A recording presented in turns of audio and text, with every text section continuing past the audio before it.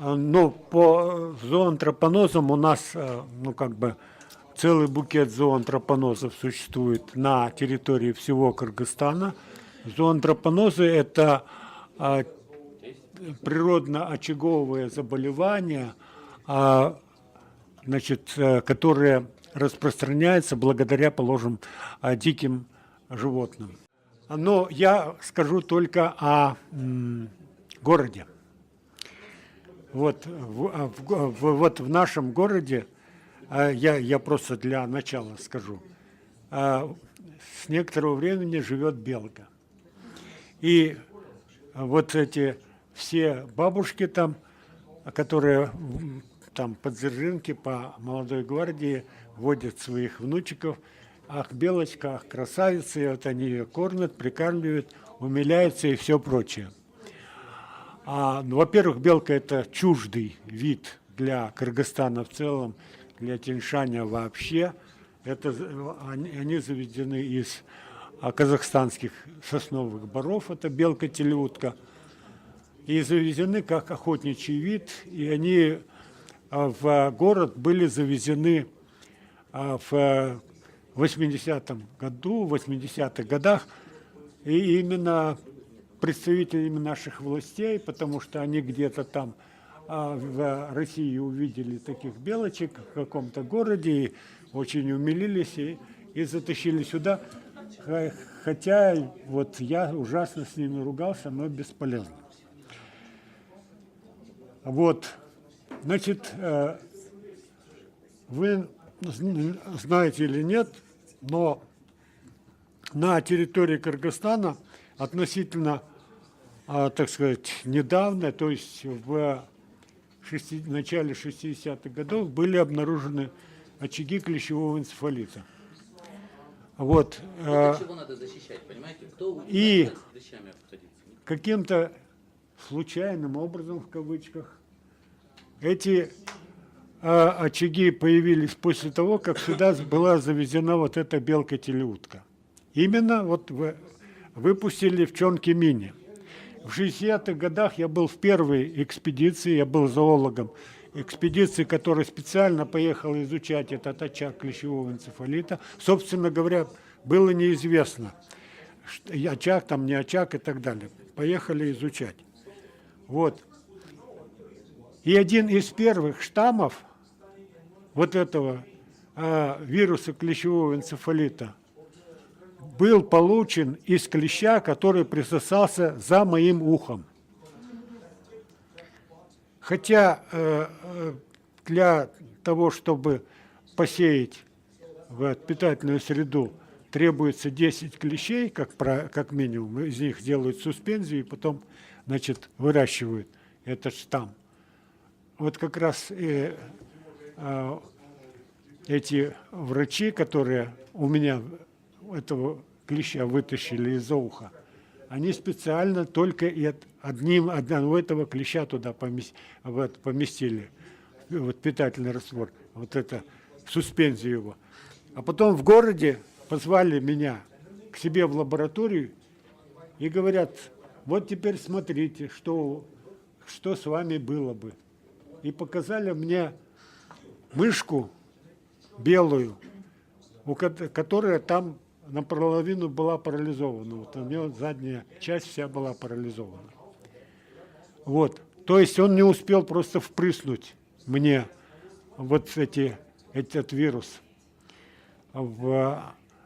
Так вот, то есть я непосредственно был как раз участником экспедиции, которая обнаружила первый очаг клещевого энцефалита. И в то время не было известно никаких очагов клещевого энцефалита больше нигде, кроме как вот в Чонки-Мине. Потом они стали появляться везде, в других еловых лесах, и в Иссык-Кульской области, и в Нарынской области эти очаги. Везде, где расселялась белка, везде появлялись эти очаги. Потому что белка – это один из важнейших прокормителей вот этого иксодового клеща, который и есть носитель, распространитель вот этого вируса клещевого энцефалита.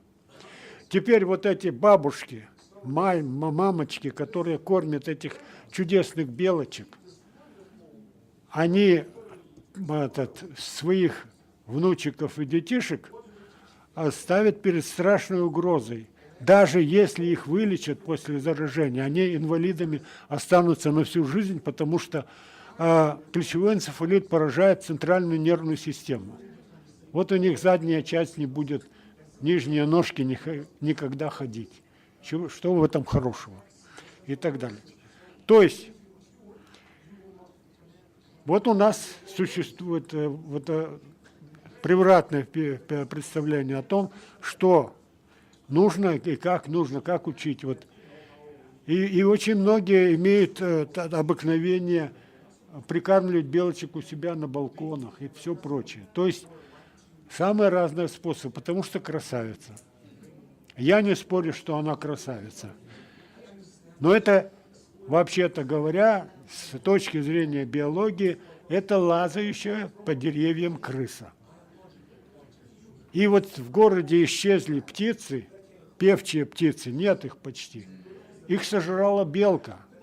Она же жрет вот этих яйца и птенцов в этих гнездах. И вот достаточно какой-нибудь птички прилететь из какого-нибудь очага клещевого энцефалита, привезти этот вирус сюда. Все. И тут на Дзержинке, на Молодой гвардии, еще в других местах появятся внутригородские очаги клещевого энцефалита. Все.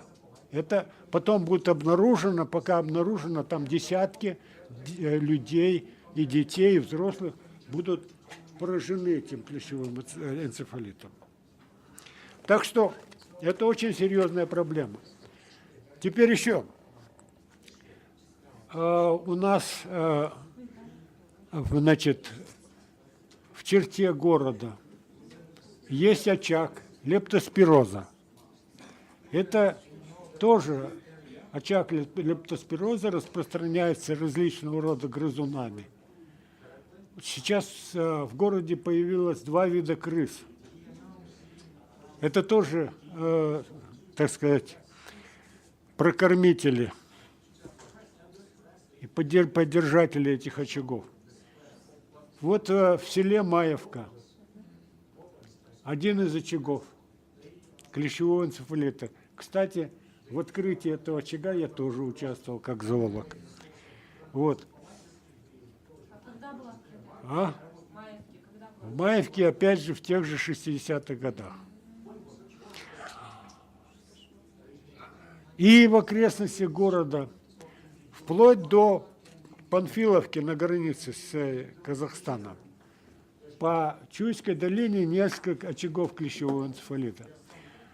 И так далее. То есть существует много очагов клещевого энцефалита по Чуйской долине. Я уже говорил, тут больше десятка очагов. Если вам интересно, то по Иссык-Кульской котловине существует вот только в прибрежной зоне, как раз в зоне отдыха массового, больше 20 очагов по побережью Иссык-Куля, именно природно-очаговых всяких заболеваний, самых разных. Так что это очень, достаточно серьезная проблема, и поэтому, если мы будем возвращаться к нашим детишкам, нужно их приучать к тому, чтобы они не, так сказать, были достаточно аккуратны, особенно по отношению к различного рода клещам, и прочим всяким насекомышам, которые могут переносить эти вирусы. Теперь, что касается этих очагов чумы, которые у нас, их, по-моему, действующих очагов у нас 4 или 5 на территории Кыргызстана. И вот года 2 назад мальчик умер от чумы в Иссык-Кульской области. там в Сарыджазе. Но он,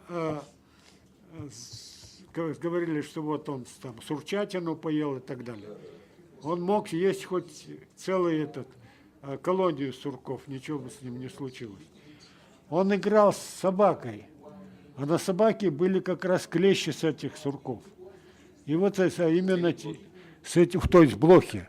И вот от этих блох, значит, скорее всего, он заразился. То есть мы говорим о том, что надо приучать к другим моделям поведения. То есть, например, на Рыне надо не играть с собаками, потому что эхинококоз. Потому что кормят сырым мясом. То есть простые вот вещи, которые мы, несомненно, должны вводить как информацию. Но где про это кто говорит?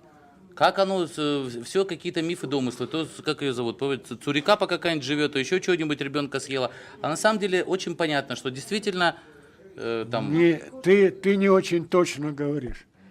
В Нарыне и везде по Кыргызстану надо запретить кормить собак сырым мясом. То есть вот эти все внутренности выбрасываются собакам, и все это и пошло дело. Этот эхинококок будет распространяться. Вот.